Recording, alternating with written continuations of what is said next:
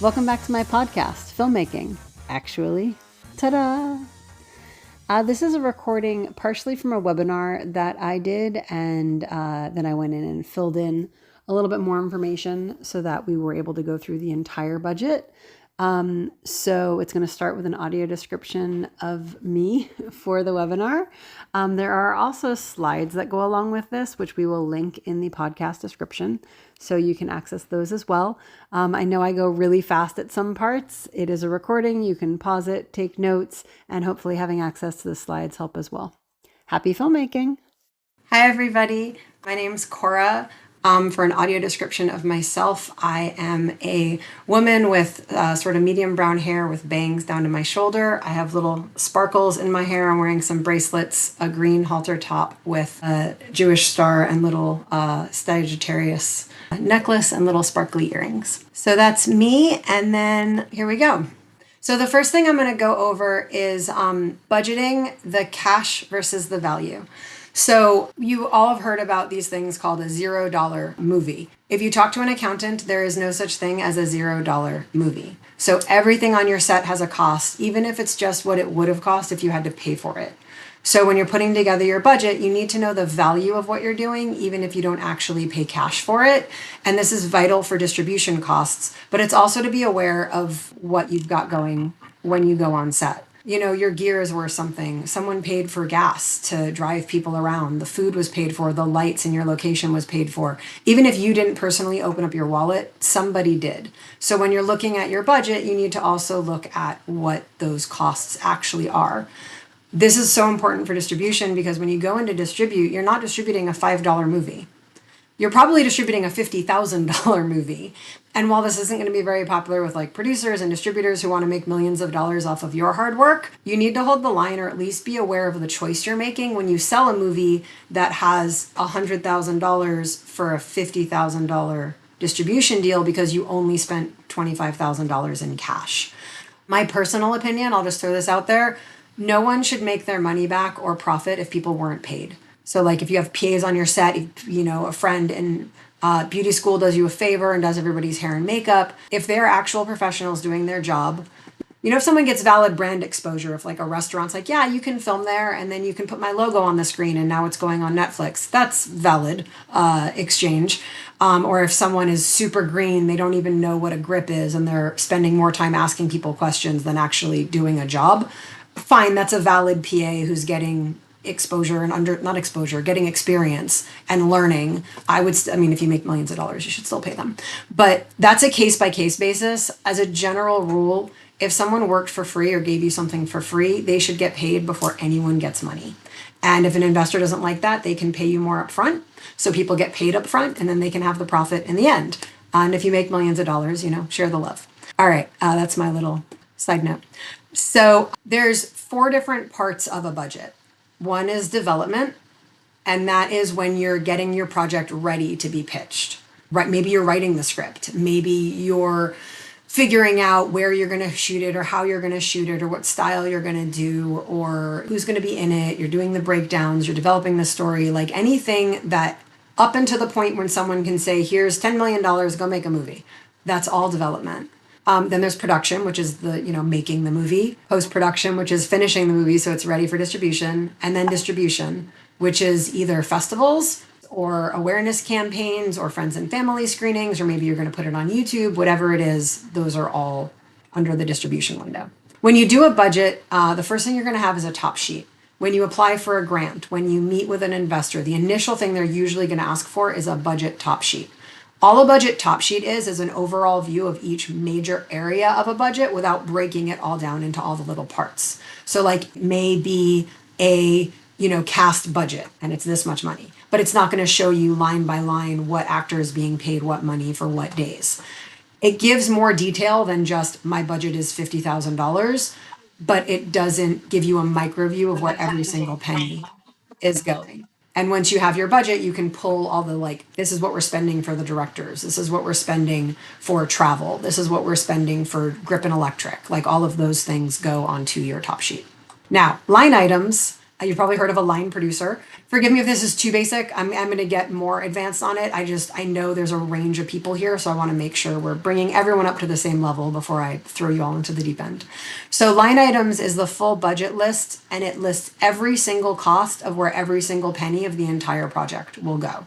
Some of these might be estimates, but they do have to be as close to exact as possible. You don't want to be like, oh yeah, we need $50 for a wardrobe, but you're doing a 1920s Great Gatsby period piece, and all of a sudden you need to hand make 500 flapper dresses, and you're not going to do that for $500. Try to be as close as possible. And the line items is every single line, and the line producer is responsible for those lines. Hence the name. All right, your development budget. Your development budget has to cover enough to where someone can understand what you're doing and give you money, basically, in a perfect world. Raising development funds can be done in like a bridging loan basis where someone pays some money up front, and then when the film gets funded, they get their money back. You can crowdfund for it, you can pay for it yourself. But remember, all of this stuff has value, and if you are paying for the development, either with your time or with your wallet, you need to keep track of that so that you get your money back once the film is making money. So your development budget needs to cover legal. Every step of the process, you have to have contracts, you have to do an option agreement if you're buying the script from someone else, or maybe you're developing someone else's story or a book into a film. You need to write the script, and that is either something you're going to do or a writer is going to do, but someone should be paid for that, or their time needs to be marked for when they will be money available to pay for that. Script clearance. So let's say you want to make a movie about Marilyn Monroe's life. You have to clear that. You can't just go do that commercially. So like that along the way, and you want to do this during development because you don't want to get into production or worse, post-production, and then find out you don't have the legal rights for a massive part of what you just made. Save yourself some money and do it in the beginning so you know that you're good to go. You want to make a budget. And the reason for that is there are so many people who, how do I say this nicely? There's so many people who will look at a script and they'll go, this is 90 pages, it's a drama, you should do this for $75,000. You have no idea what's on those pages. And if you don't actually look at it and do a breakdown and do a budget, those 90 pages could be, 400 locations and massive flash mobs that take place on the moon, or it could be two people sitting in a room talking. There's a vast difference. And then, even then, maybe there's a hurricane. How you shoot that hurricane could make your budget $10 million, or it could make it $10,000. It really just depends on what you're doing and how you do it. So you have your script, you figure out what your actual budget is. You do that by having a breakdown of your script, listing all the different things you need. I'll go into that more later. On any early casting, maybe you pay a casting director a couple $1,000s to attach a moderate name to it. So now you actually have someone attached with an LOI, a letter of intent. Starting to figure out your early planning. What's your post-production going to look like? What's your production going to look like? Having all of these conversations in the beginning leaves you not caught in post going, oh no, we didn't plan for that. Or, oh, if we just, had a conversation with a VFX artist 5 months ago and moved the camera 3 inches to the left, we wouldn't have this issue we're now having to fix with VFX and post. So all of your early planning and stuff should start taking place during development. You also need to start figuring out your marketing, because while you're on set and everybody's there, that's the perfect time to be shooting behind the scenes, filming social media reels, collecting content. Maybe you have the actors there available. Maybe you hire a photographer for a day and you do the press photos while the actors are already on set, and you're already paying them to be there. Now you don't need to pay them to come back for an additional day, as long as they're, being paid for that day. So figure out your marketing plan so you can sort of pepper it into your production schedule and everything as you're going forward. You also need to figure out your pitch deck, have something to pitch if you're going to do a proof of concept, a teaser. All of that is part of developing the project. Now we're going to get into production. I'm going to go through this very quickly. This is basically every single thing. If it's not on your budget, someone is going to be doing this stuff. Maybe your film doesn't have stunts, or maybe you don't have copyright filing fees. You're making a little short film. There's a couple of things here and there that'll fall off, but someone is doing this work. Someone somewhere is doing this. So these are all things that will need to go on your budget or someone's going to be doing, but you really should flag it and make sure that it's being done. So story and rights, you need to pay your writer, you need to purchase it. If you did an option agreement, usually that contract is only an allowance to work on the film. Once the film is funded, you then have to pay the writer for the right to own that script. You're now buying it from them. Writers' fees, copyright filing fees. If you're registering the script with the Writers Guild or with the Copyright Office, you have to pay those filing fees. Script clearance, again, you do that before you film. You want a full lawyer to check everything and make sure you're not accidentally using someone's address or putting in a phone number that you shouldn't be using or using a name of a person who actually is a person who actually was in that situation, and now all of a sudden you have like life right issues. So you want to do all of that stuff as you're going into production. The producers unit, you have producers fees. And then you have the repayment of development costs depending on how you raised those. If it was grant money, you don't have to pay it back. If it was like crowdfunding or things like that, but if you got bridging loans, if you had investments, if you had any money where there's a trigger of the film is now funded, so now you need to pay it back, that portion will need to happen at that point. You need to have it in your budget or you're going to be like, oh crap, I owe these people $30,000. Where do I get that money from?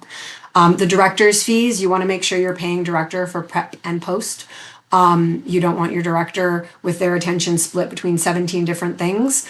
And again, if you're not paying for them, just be aware you need your director for prep and post. And when you're planning with your director, even if it's an I can't pay you or it's deferred or I'm going to buy you lunch, have them available to be part of the conversations when you're doing your planning as the producer. And then a director's assistant if the director operates with an assistant, not a AD, but actual like assistant for the director. Depending on where you're filming, travel costs. Do you have flights? Do you need to book hotels or, Airbnbs, VRBOs? I refuse to say Verbo. VRBOs, Airbnb, whatever the, rental costs are. A per diem, which just means per day, which is costs for people while they're traveling or when maybe they're not on set or working that day, but they're still stuck out on location. You have to feed them. And if you're not feeding them, you have to give them some money to cover some of their expenses while they're away from home. Meals, if you are going to be feeding them, rental cars, transportation, airport parking, travel parking. Maybe you're just driving to a location that has parking fees. Travel meals. Maybe this is different from the location meals. And the reason why you break these up is, especially if you're traveling state to state, if you're using a tax incentive, if you're using a grant, if you're using anything or have to register where the expense was. Was that at a layover in Denver or was that on location in Utah? Like where were you? So you may have to separate those out on your line items and cover the different travel costs. Maybe someone has a 6 p.m. flight. They have to get to the airport at 4. They're going to need dinner. Maybe they buy dinner at the airport, but they're not on location for that. You have to have that covered. Talent costs. So you have your main cast, you have your supporting cast, you have day players. Technically, they're not above the line. I just stuck them all with talent. Your stunt coordinators, the stunt people themselves, stunt supplies, maybe you need tape or pads or padding or special gear to be able to do that stunt. Talent travel cost, casting fees if you're going to hire a casting director. You also want to bake in some looping costs or ADR. It's automated dialogue replacement. And it's just when you record the dialogue of the actor after set so that you're going back. Maybe the dialogue wasn't clean. Maybe they messed up a line and you need to fix it. Maybe you decide to change what they were saying and you want them to say something else. So it's to cover that cost and you want to have that baked in. If you have kids, depending on where you're filming and what the laws are, kids, not if you personally, if the project is casting minors, you need to have a studio teacher depending on the project and depending on the regulations and the requirements and what state you're in and how many hours they're working and what days they're working and what time of year they're working, all of that stuff. You may need a studio teacher. You may also need a permit to employ minors. So anything that's talent cost. And this is also why having a budget early helps because it tells you, oh, these are the things that I need to have and need to be thinking about. There are then things called fringes and just like little fringies that kind of go on additional to things. So payroll costs, if you are using a payroll software, maybe your friends, it's you and 3 people and you're going to PayPal them each $100 afterwards. Great. Send it as friends and family, no fees. No, don't. I didn't say that. But if you're using an actual payroll company, if you're using a payroll service like QuickBooks or trying to think of some of the other ones that are out there, Pilot, Patriot, there are all these different softwares you can use. If you're using those softwares, it costs you money per person paid. It also costs you money for some software per payroll run. Like every time you pay someone, it charges you $5. Spoiler alert, that's why some companies pay people bi-weekly or monthly. It's because they're trying to save money on their payroll costs, which is crazy to me. Or some places just charge you monthly. So if I pay one person 4 times in 1 month, that's one cost. But if I pay them another month, that's going to cost more money. So you have to know that ahead of time so you can plan for it. So you can decide, maybe I'm going to prepay this person for that last week. Because if you have 100 people and you're paying $5 per person, that's $500. So maybe you just pay them all in the same month and save $500. If you are a union, there are SAG fees. There's a bunch of SAG costs and SAG requirements. I'm putting this in the above the line section. To be union or not to be union is an individual conversation. I'm not advocating in either direction. I'm going to speak budget-wise for both terms. There's pros and cons to everything.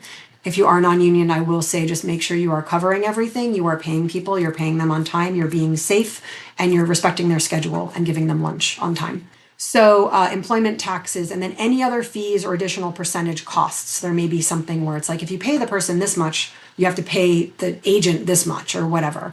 So all of that stuff. And again, if you're not paying cash, remember this should have all been cash. Maybe you're using your personal PayPal. Okay, well, why shouldn't you be being paid $5 per person if the QuickBooks was paid $5 per person? So just keep track of it. And it's up to you where you want to draw the line as far as putting the value. It is very eye-opening when you list how much money you could have spent on everything versus the actual cash you spent. And it hopefully will change the conversations you have with distributors about the value of your film. All right, now we're getting into below the line. So we have production staff. A line producer, depending on the size of your set, you may have a first AD, a second AD, a second AD, a key second AD, a second assistant to the second AD, all of the assistant directors, a key set PA, additional set PAs. I do have PAs scattered among the departments, but specifically for set, your script supervisor, your accountants, your payroll clerk. Someone's got to be keeping track of all these receipts. So whether you're doing it or someone's doing it, someone has to do it. Again, depending on the size of your set, you may have a production coordinator, a unit production manager. You may have office PAs that specifically help within office stuff. And, you can have one person. Maybe it's a small shoot. Maybe the line producer is also the accountant and the payroll clerk and the production coordinator and the unit production manager and the office PA. It is possible depending on, it like tesseracts out bigger or smaller depending on how big your project is.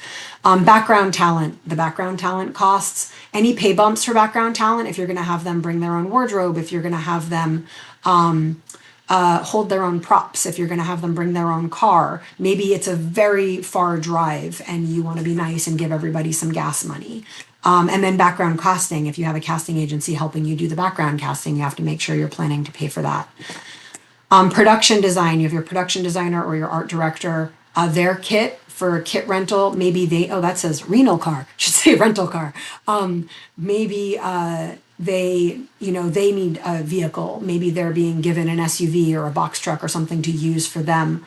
If you're doing set construction, the construction costs, both the labor and the materials. You want to build a set, you need the people to build it. You also need the screws and the wood. And do they have a kit, or are you going to be buying a custom specific type of drill gun, or do you need specific bits like drill bits? Do you need specific types of screws? Maybe it's a stunt piece that's being constructed and it needs a special type of breakaway glass to be established in that piece that's being built. So whatever you're building, you have to put that in the construction costs. You also have the set dresser and then the crew to do set dressing. The set dressing costs, again, if you're using your grandma's house and she's got all the little, ornamental kittens all over the place, you would have had to have bought those if she didn't have them. So make a note. Prop master and then the prop crew. Maybe you have prop people making props. Maybe you have a production designer who is doing all of this stuff, but just be mindful they're doing all of this stuff. And then the cost of the actual props itself. And then having art PAs, whether those PAs are just under the production designer who allocates them as needed across the different departments, or they are specifically a set PA or a prop PA or a construction PA or wherever they're assigned. And then first aid, again, if you don't have a medic, have a first aid kit. Like just buy one at like the store and just have it to hand and know where it is. And at the start of the day, say, This person's responsible for the first aid kit. If anyone needs first aid, the kit is over here. And make sure on your call sheet you have local hospitals and 911 and stuff like that. But if you're hiring a medic, have a set medic, and then you also have to pay for their kit. Wardrobe. The wardrobe designer, if you have wardrobe stylists, wardrobe PAs, the wardrobe itself. Some wardrobe people have all of this stuff and they just have like a kit fee or they bake it in their rate. But if you don't, maybe you're doing DIYing, or you and your friends are like, we're doing this for the first time. So you're going to need to have a place to hang the clothes. You're going to ideally have a steamer to touch up clothing. Nothing screams, I didn't have a wardrobe person, more than a man on set where he's got that H on his shirt because they just took it out of the packaging and put it on him and the fold line is still there. It takes 30 seconds to steam that out. So a cheap little steamer, hangers, an ironing board, depending on how many days your shoot is and if the characters are going to be wearing the same clothes over and over again, you may need to pay for dry cleaning, you may need to pay for laundry. If you're not paying for it, someone's going to have to do it. So you need to make sure you flag that. Maybe you need alterations. If you buy a gown and it's the perfect gown and the director's like, I love it, and then you go to put the actress in it and it's too big, you have to alter it. That was the only gown. Or whatever other alteration you need to do. Any sort of custom costumes, effects costumes, stunt costumes. Maybe you need to have that gown and then have a duplicative version of that gown where the bodice is actually bigger because there's going to be a stunt double wearing it who has body padding underneath and you need an extra 4 or 5 inches. Hair and makeup, the actual hair and makeup artists, the kit fees, expendables, random like makeup wipes, extra sprays, stuff like that are probably going to get used up on that set. If you're going to be using wigs at all or any sort of hair pieces, VFX makeup, prosthetics, hair and makeup PAs. One thing to keep in mind, I think I have this flagged for later, but I want to say it while I'm thinking of it. One of the ways that you can budget, and I have the whole talk to your department heads that we'll be going over in a sec, but you can look at a day and let's say you have 5 hair and makeup people, 5 actors in a set, and all 5 people, they're all women, and they all need full makeup and full hair done for that set. And you have 1 makeup artist. You can't make call time for the actors at 8:30 and expect them on set at 9 if you have 5 people and 1 makeup. I mean, you can't do that with even 1 makeup artist. But you either have to then push their call earlier and give that makeup artist time to do all 5 people and then to do any touch-ups, because by the time they finish the last person, the first person might be a little shiny and need some touch-ups. But you're then going to have to plan your day around that because now you only have however many days are left before you're going into overtime if you're union, or before you're just getting into a ridiculously long day if you're not union. And that can be a lot. So you may want to look at, when you're counting your hair and makeup artists, okay, we have this day with 5 women who need all this hair and makeup. Maybe for this one day, we bring in 3 more hair and makeup artists and we just have them for that one day. And then we're able to help kind of lower the load on our key hair and makeup. And then you can get people on the set faster. You can process them faster. Like, it just helps speed up the whole thing. And then insurance. Whether you need it or not is a conversation between you and the deity of your choice. But if you are hiring employees, you need to have workers' compensation insurance. If you are hiring contractors, you don't, depending on where you are, depending on the laws of the state you're operating in, or even the city you're operating in, or the country you're operating in. This is also why you bring on a lawyer at the beginning of the whole process. Workers' compensation insurance, general liability insurance, getting additional certificates of insurance. So you have to certify each location you're filming at and have the insurance for that location and make sure they're certified ahead of time. Maybe you need to certify gear. Maybe you need to certify your rentals. Maybe you need to certify people's kits, whatever. Some insurance plans include the different additional certificates. Some places charge you per certificate. And then any other insurance you might need depending on the project. All right, you have your grips, your key grip, your best person grip, your dolly grip, rigging grips, any other sort of grip that you might possibly need, the grip kits, the grip gear, rigging equipment, cranes, drones, dollies, stands, flags, clips, clamps, apple boxes, gels, foils, diffusers, cloth. You're going to use muslin, or you're going to use anything like that to go with your lighting sets. Tape, you're going to have gaff tape, electric tape, I didn't write it down, but paper tape, and then the grip PAs. So all of that stuff, you need to decide if you're going to be using it, if you're not going to be using it. If you have it, maybe someone brought their own gaff tape. Did you cover a kit fee for them or not? And you don't have to be like insane about it either. It's important to be aware of what things are happening on your set. I have shot dozens of movies where we had maybe 3 lights, 3 stands and a bounce, and that was it. I've shot films where all we had was a bounce the entire film, like, and they're great. You know, we've won cinematography awards. You don't have to have all this stuff, but if you do, you have to make sure you're budgeting for it. Electric, obviously your gaffer, your best person electric, your electricians, the lights, cables, a generator, depending again on the scope of your project. Light bulbs, depending on the lamps you're using. Do you need replacements? Are they going to burn out? Do you need to have those or not? And that's where a conversation with your DP and with your gaffer about what the lighting plan is. If they want a very specific type of light that basically looks like sunlight, that bulb is very expensive. Are they planning on using that? Do they have to use that? So that's where you can have the creative conversations that I'll be going over. And then PAs. I put PAs in every department because, you know, why not? Your cinematographer. So you have your director of photography. You may have a camera op. Your DP may be being the camera op. Your director may be being your DP who is also camera opping, but those roles exist. Assistant camera, your first AC, your second AC.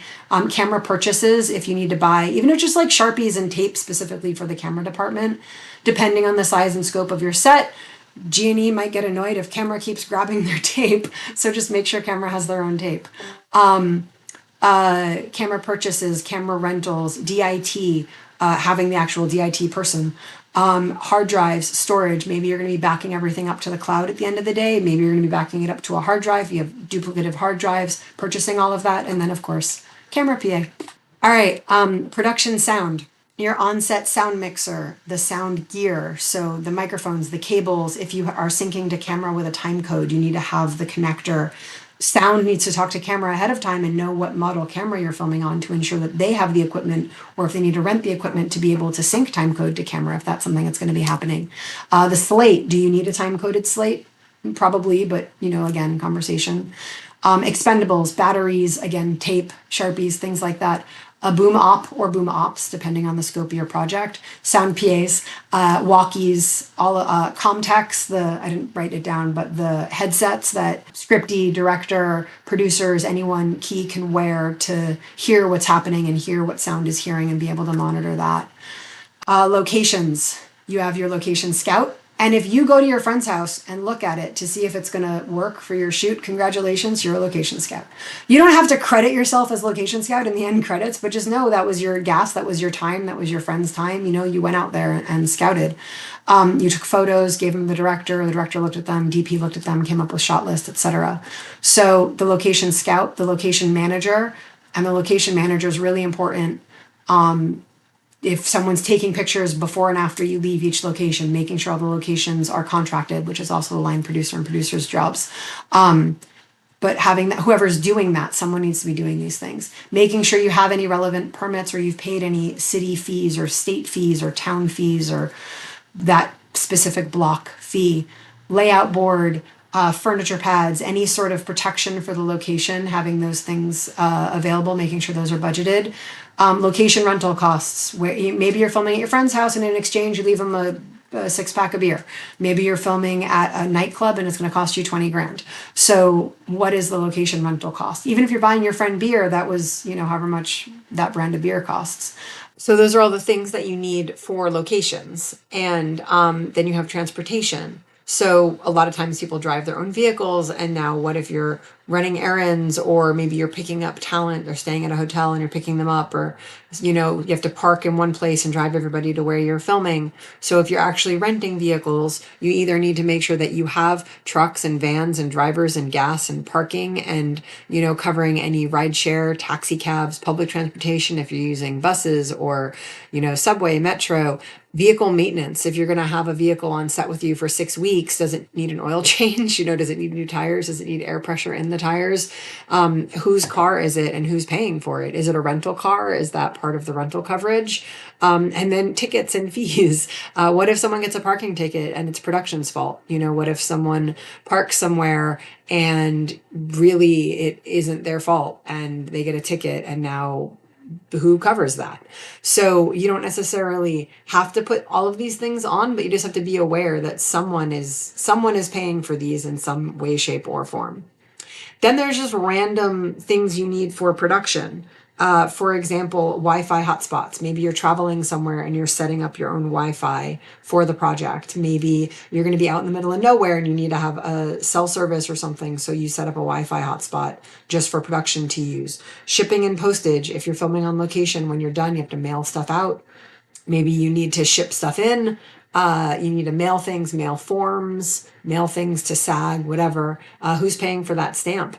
General permits, office supplies, office space, or an office space setup. Now, this is something, office space setup is one of the biggest places you can save money. You can rent a fully set up office where it has a fax machine, if you're still using faxes, copy machine, printer, toner, basic things like a stapler, tape, pens, pencils, rulers, notepad, like all of that stuff is in the office that you're renting. And maybe it costs you $3,000 to rent an office for a month. But how much is it going to cost you to set up an office? I was once given a budget and it was so high. And I'm going through the office expenses and it's like, $1,500 to rent a copy machine. And then I don't remember how much money for a printer and then setting up phone line, like all this stuff. And I was like, why don't we just rent an office? Like nothing we're filming is in the middle of nowhere where there is, like, we're not going out to sub-Sahara Africa. Like, we're filming in a metropolitan area. There's going to be an office space that we can rent. So maybe for however much money you rent an office space, or what do you really need? Do you really need a copier? How big is your shoot? How much do you need to actually have access to an office space? We just did a shoot where the Airbnb we were staying at was the production office, and we bought a printer, like just a cheap little printer that also was a copier. And we bought one ream of paper, some pens, tape, a stapler, hole puncher, pair of scissors. We spent a couple $100. And that, on the one hand, it'd be like, wow, that's a lot of money. I don't even know if we spent a couple $100. We may have spent around $100. But it was like, this is all the office supplies we need, and that was it. But I've also seen light items where it's literally thousands and thousands of dollars for office. So you can always look at it and be like, do I really need this? Or what's another way I can approach this in a way that isn't spending cash? Because when you're planning your budget, just knowing that you need to put something on your line item doesn't mean you have to have the money for it. It just means you have to know it exists. And then when you're selling, when you're distributing, you can be like, oh, okay, here's this much money that we could have spent and should have spent, and here's the value. If you're hustling and you're working hard and you're able to figure it out so that you are able to do something for less dollar out of pocket, why shouldn't you be able to profit on that? Like, you just lowered your margins. Congratulations. So you have to just keep that in mind when you're getting distribution. All right, now we have catering.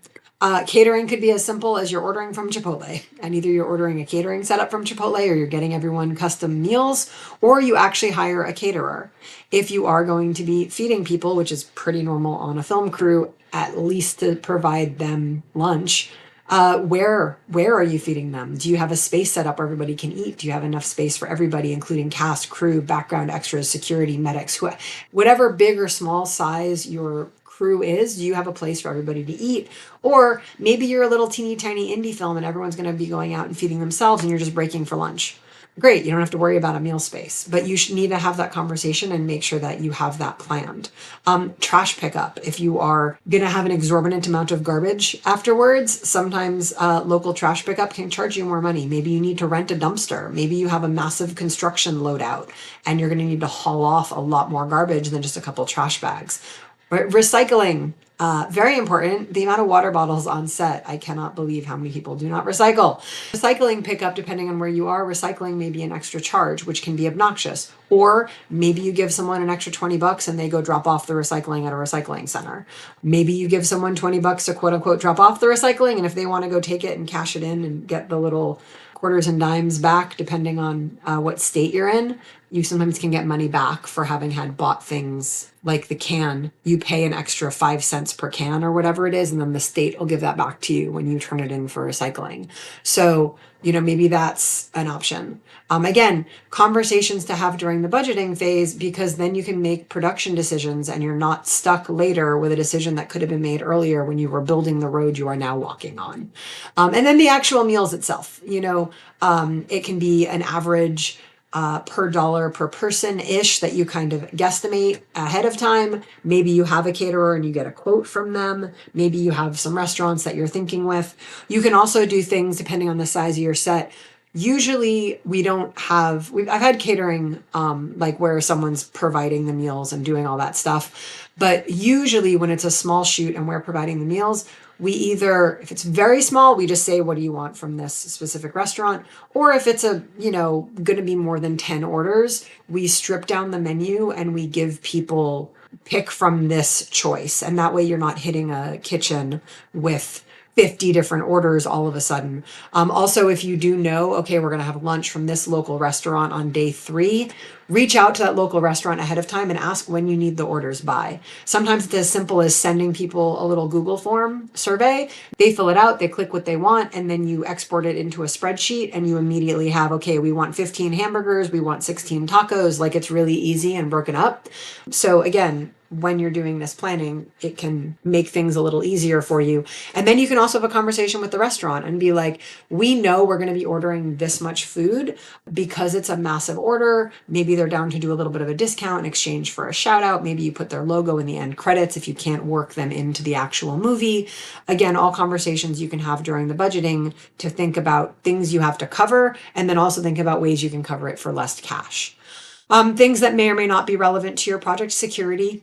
Having security guards, having any miscellaneous security items that they need, space for the security guard to be hanging out. How many security guards do you have? What does that look like? Where are you putting security? In some places, you need to have a security guard like near your generator or near base camp, or if you have big celebrities, usually they have their own security. But that's a conversation to have when you're planning. At what level are you planning, and do you need to have security? Security can also be very simple. Like, I did a film a couple years ago where I just wanted to test and see what I could do if I just did it by myself. So I had a PA who was one of our interns, and she was shadowing me as a director. And then I had 2 actors, also both women. And it was just the 4 of us. And I did the hair and makeup and styling and, configured the lighting with the space that we had. And I was operating the camera and directing and producing, like, everything. I just wanted to see, could I do it? Now, this movie was shot in downtown Orlando at like 11 o'clock at night. I think we went until 1 a.m. So it was a night shoot. 4 women alone on the streets of downtown Orlando at midnight is not necessarily the safest, especially if we're there for several hours and we're not really moving. We're kind of in one spot. So we didn't necessarily have security, but we did have my husband who hung out about half a block away from us and just sort of kept an eye on the perimeter, if it, as it were. And at one point there was like kind of this guy who started walking over to us, and he kind of just like intercepted them and was like, hey, what's up? Just signaling that we weren't alone. And honestly, even if one of the actors I was with was male, I probably would have been more comfortable with having someone sort of away from the picture paying attention on a security side. Just because when you're, cameras rolling, my attention's in the viewfinder, I'm looking at the monitor, the actors aren't paying attention to everything outside their character. They're in character being their character. So having even just an extra set of eyes sometimes can be helpful. One of the shots that we did in that film involved a woman walking on train tracks. They were live train tracks. It looks like we went down to a train yard. We found a location that was literally an intersection where the train track went across the crosswalk, and when the crosswalk was green, like for people to be walking, we walked halfway across the street, set up our shot super quick, and she took a couple of steps on the tracks at a camera angle that looked like she was in a train yard, but literally if you look 6 inches behind her, it's the crosswalk. So we did it super safe, but we also had someone who just had eyes out to make absolutely sure. Obviously, in that situation, the train arms would have come down. There would have been other notices. So we were very safe about that. But that's just things you think with when you're planning security, and ways you can think with, like, oh, I want a shot on train tracks. We're going to do it at the train yard. Okay, now you need to permit. Now there's safety. Now there's this. Now there's that. Now there's all these different things.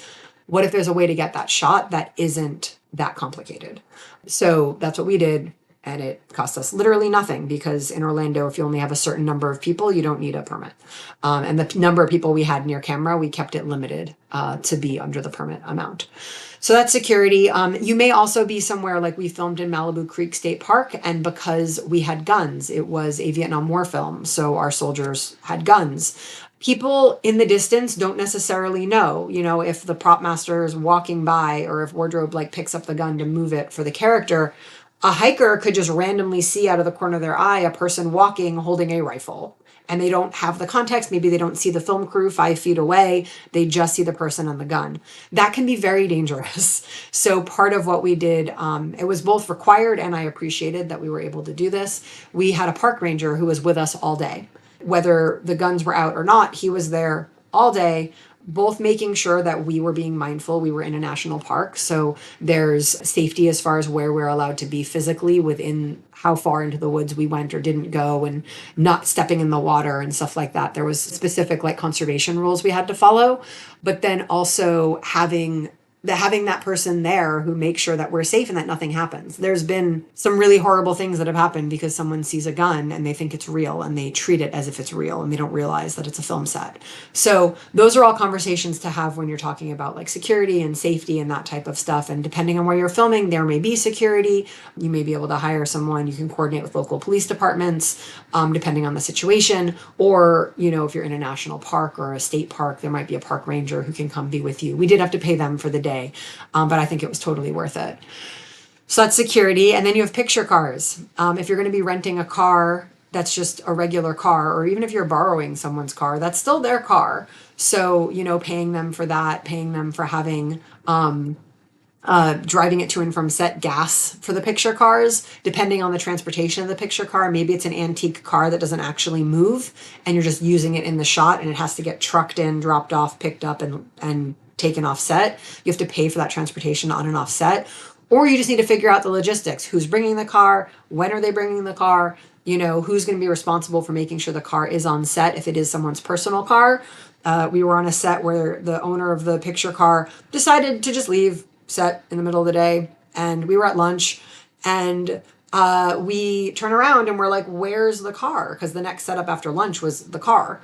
And the car was gone. And we all just stood there waiting for a very long time because the person had gone very far away. It was very frustrating.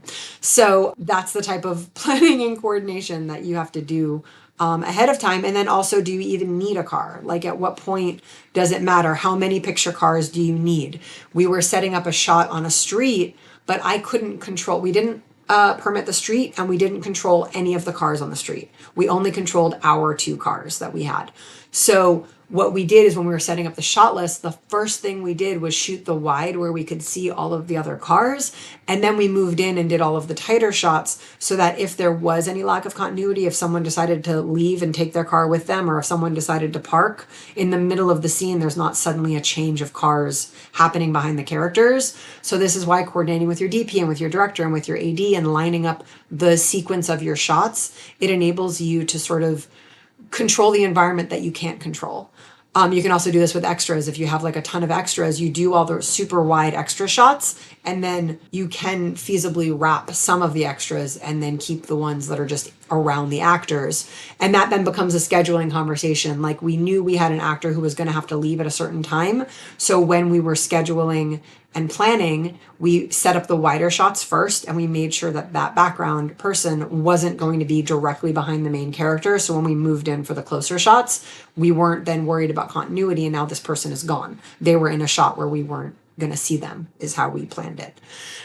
So yeah, then you have below the line travel. I already went over this for above the line, but same thing: flights, hotel, per diems, that per day allocation, meals, rental cars, transportation, ride shares, public transportation, parking, airport parking. If someone's going to be flying out for your project, how are they getting to the airport? Are they taking a ride to the airport? Are they paying a friend some gas money to drop them off at the airport? Are they driving to the airport? In which case, who's paying the airport parking for their car to be at the airport that whole time? Travel parking, like as you're going around wherever you are there parking lots? Is there free parking, or do you have to pay for parking? And then the travel meals for everybody. And then, of course, the fringes. That's the payroll costs for all of these below the line people, any additional SAG fees, IATSE fees, that's the crew union, any other union fees, employment taxes, any other fees or additional percentages that go for this. If you are crossing state lines and you're employing people from other states and have to register your LLC and other, like, it's a whole thing once you get into like the bigger projects. Depending on how big or small your project is, like, costs can sort of accordion as you go up. It's like, okay, great, we're going to make a bigger project. We're going to film on location in Louisiana.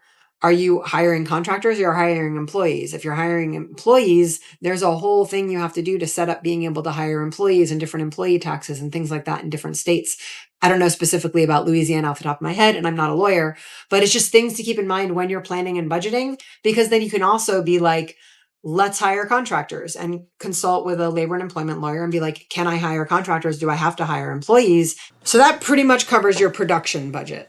Now, you can fundraise in phases, like you can budget development, then you can budget production, then you can budget post-production. What you should not do is start production before you have the money in the bank. I don't mean in escrow, I don't mean it's coming, I don't mean an LOI, I mean you actually have cash in hand.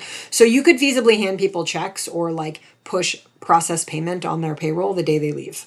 Like this whole net 30, net 60, net 5,842.5 is insane. Like, literally the last film that we did, we were in Montana and we had blank invoices on set and people just filled out their invoice. We wrote a check and handed it to them.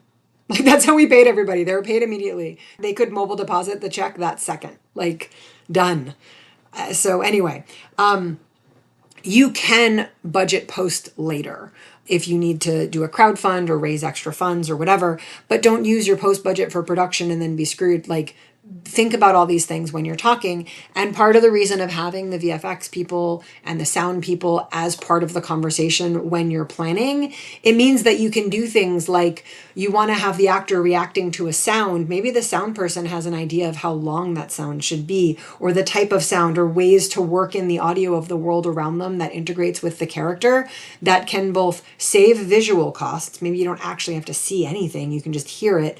And then you can bake those into your shots so that you have the space when you're in post to add the audio, because if people are just talking and the video is cutting, you don't have the space for that sound. So that's why you want to have your post-production team part of the conversation before you start, like before you even get on set. We have what I call the pre-prod post meeting, which is the pre-production meeting with the post-production team.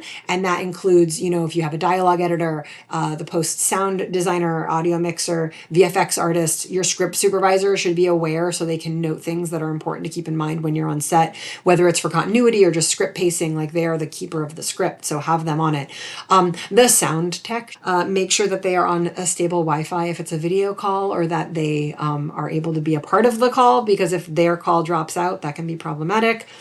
But yeah, you want to make sure everybody's there and everybody's present. So once you're getting into your actual post-production budget, your post-production has to cover things like the editing, the actual, the string out, the assembly, organizing all the footage, syncing up the footage with the sound, getting it all together. Once the footage is picture locked, getting the color correction done. And you do need the executive sort of over post-production, whether it's a post-production supervisor or a music supervisor or whoever you're going to have. You also want to make sure you have your director as part of that conversation and present for the pre-prod post meeting, but also for the actual post-production. They should be involved in that conversation. You don't necessarily want the director sitting with the editor, like micromanaging every click, but you want the director and the editor to talk and have an understanding of what they want from the cut, so that the first edit doesn't show up and it's like, notes. There's going to be notes, but it can be a little bit more organized.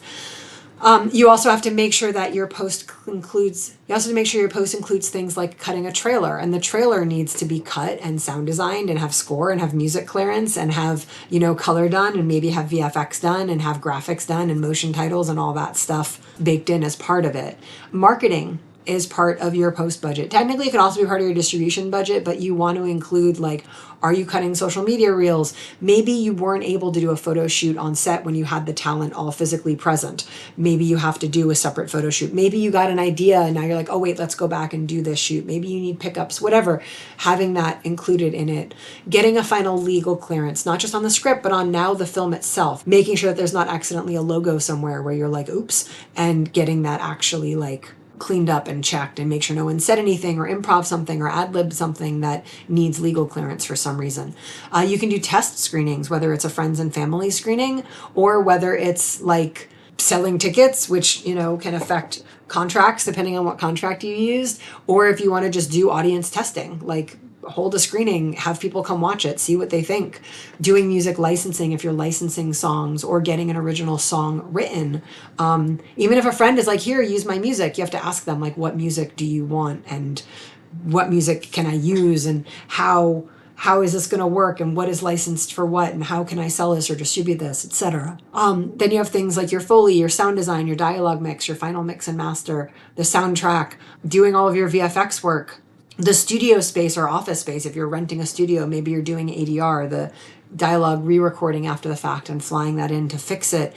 Maybe you need to rent an office for post-production. Maybe there's travel for post-production. Maybe your post-production is being done somewhere and your team has to fly out to be a part of that. And then as part of that travel, there's, you know, the meals and the parking and all of those things.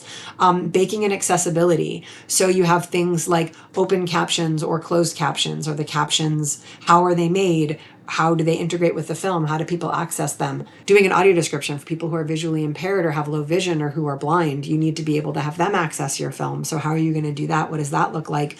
Do you need to make an alternate edit to include the audio description, or does it just a separate track and an option on your actual film going into distribution? You can do things like having ASL or BSL or whatever, sign language for whatever country you're going to be in, as an actual visible item on the screen. Like there's an actual person basically interpreting everything into ASL, because not everyone who uses ASL to communicate can read English. Maybe they're younger, maybe who knows, but it's just another form of accessibility. Also, for some, it's just a preferred method and it's easier for them to understand because that is their inherent method of communication. So whether they can read or not doesn't matter. It's still the preferred and more accessible means of communicating for them. Then there's just general deliverables, like how are you going to be turning this over? The file exports, the mix and master, the mix downs, the strip, you know, the stems for different forms of audio. You're going to be doing translations or not. Like, how does that all look if you're going to be doing dubbing? Doing the end credits, that can be a lot of work. The title design, general legal for all of this stuff. Error and omission insurance, which is basically insurance to cover any errors or omissions. Again, these aren't necessarily things that you have to include, but they're things that you could include or should include or might be better if you do include. Or you just need to know that they exist. Whether you're budgeting them or not, these are all things, because when you know they're there, now you can have conversations about them. Now you can have conversations about the color. Now you can have conversations about the trailer. Maybe there's a shot that someone wants to put in the trailer that isn't even in the movie. You know, who knows? Maybe there's a specific take you want to get, and maybe the movie is going to be edited differently, but you need it something for the trailer. Maybe you're going to be making teasers that aren't actual footage from the movie. If you watch, it's a great example of this, the last Superman movie that came out. If you're listening to this, it's 2026. But the last Superman movie that came out, all of their social media was clearly filmed on set while they were filming. Like the actors are in wardrobe, they're on location, or they're in their in the studio, in the set that was built. They're, you know, at the newspaper or they're wherever. Like they clearly were filming that in the middle of production. So if you know you want to do that, now you can talk to your other crew and schedule it in, plan when you're going to be doing it. Maybe you're shooting in one side of a house if you're filming on location and you're a small indie project, and maybe you grab the cast and crew who aren't being needed for that shot and you use them for some BTS around it. We did a bunch of BTS when we were scouting for one of our last projects, when we were doing wardrobe fittings. While I was rehearsing with the actors and there were some people who were sitting in the other room during those moments, they did some BTS while we were, you know, they're just sitting there waiting. Why not make it useful and find ways to economize on that? And then that also saves you time from having to go back and shoot stuff later. All right, for distribution, You may need further office space depending on what, now you've set up this whole company. But you have festivals, festival submission fees, festival travel, and that's not just flights. Again, when you travel, there's airport parking, ride shares, meals, food, gas, all that stuff. Postcards, if you're going to print little postcards, one of the ways you can save money on postcards for film festivals is if you have a website, have a page on the website for that film, and then have all the screening info and stuff on that page, and then make the QR code on the postcard go to that page. So let's say you print 200 postcards and you don't give them out at the first festival.